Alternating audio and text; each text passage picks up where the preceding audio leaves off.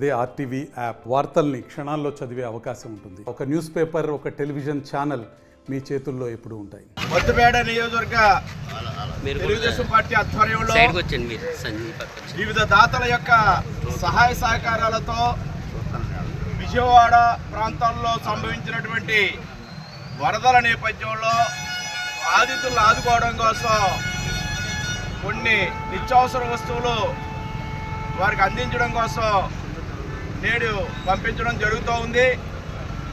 ఆ సందర్భంగా వాటి నుంచి 4 వాహనాల్లో ఈరోజు ఇప్పుడు బయలుదేరుతూ ఉన్నాయి. బియ్యం 5 కేజీల చొప్పున 10 టన్నుల బియ్యం 2000 పొట్లాలుగా ప్యాక్ చేసి క్వాలిటీ బియ్యం 5 కేజీల చొప్పున 2000 పొట్లాలు, కూరగాయలు 7 టన్నులు 2000 మందికి సరిపడా 4 కేజీల చొప్పున కూరగాయలు 2000 మందికి అందే విధంగా ప్యాక్ చేసి పంపించడం జరుగుతుంది.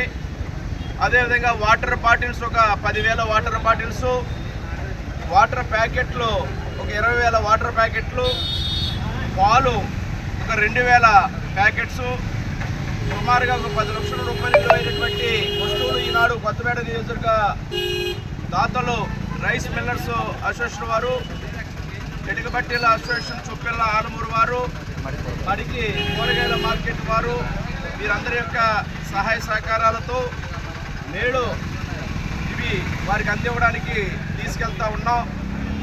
మరి వరద బాధితులు ఆదుకోవడం అందరి కర్తవ్యం. ఈరోజు ఉదయం మా మనవడు కూడా సత్యాన్సు 1000 రూపాయలు డిక్కీలను పెట్టుకొచ్చి ఇచ్చి ఇలాగా వరద బాధితులకు సహాయంగా పంపించమని నాకు ఆ ఉదయం నేను వస్తుంటే అందివ్వడం జరిగింది. అంటే ఇది అందరూ కూడా ప్రతి ఒక్కరూ ఎవరి వంతు వారు ఈ బాధితులు ఆదుకోవడం సహకరించవలసిన అవసరం ఉంది. గతంలో కూడా మన ప్రాంతంలో ఇలాంటి పరిస్థితులు తలెత్తినప్పుడు ప్రపంచవ్యాప్తంగా అందరూ కూడా తరలి వచ్చి కోనసీమ హరికేను లేదా వరదలు తుఫాన్లు సంభవించినప్పుడు అనేక మంది ఆదుకోవడం జరిగింది. ఇప్పుడు కూడా మన పక్క ప్రాంతం విజయవాడలో జరిగిన ఈ యొక్క వరద ప్రభావం వల్ల దెబ్బతిన్న వారిని ఆదుకోవడం కోసం ప్రతి ఒక్కరూ ఎవరి వంతు సహాయ సహకారాలు వారు అందించాలని ఈ సందర్భంగా కోరుకుంటూ త్వరగా ఆ వరద బారిన చంద్రబాబు నాయుడు గారు, పవన్ కళ్యాణ్ గారు, మొత్తం ప్రభుత్వ యంత్రాంగం మొత్తం వార్పుట్స్ మీద యుద్ధ ప్రాతిపదికన అధికార యంత్రాంగాన్ని అంతా కూడా అక్కడ మోహరింపజేసి పరిస్థితులన్నీ యథాస్థాయికి తేవడం కోసం ఎన్ని విధాల కృషి చేయాలో అన్ని విధాలా కూడా కృషి చేయడం జరుగుతూ ఉంది. కేంద్ర ప్రభుత్వ సహాయం కూడా తీసుకున్నారు. ఎన్డీఆర్ఎఫ్ బృందాలు వచ్చాయి.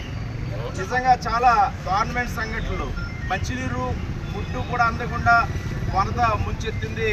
దానిని అనేక రకాలుగా డ్రోన్ల ద్వారా కానీ, హెలికాప్టర్ల ద్వారా కానీ, ఎన్డీఆర్ఎఫ్ బృందాల ద్వారా కానీ అన్ని విధాలా కూడా టెక్నాలజీని ఉపయోగించి చంద్రబాబు నాయుడు గారు ఈనాడు వారికున్న అనుభవం ఇక్కడ అనేక సార్లు హుదూద్ కానీ ఎక్కడ దేశంలో వరదలు సంభవించిన చంద్రబాబు నాయుడు గారి గైడెన్స్లో చేసిన సంఘటన కూడా మనకు తెలుసు.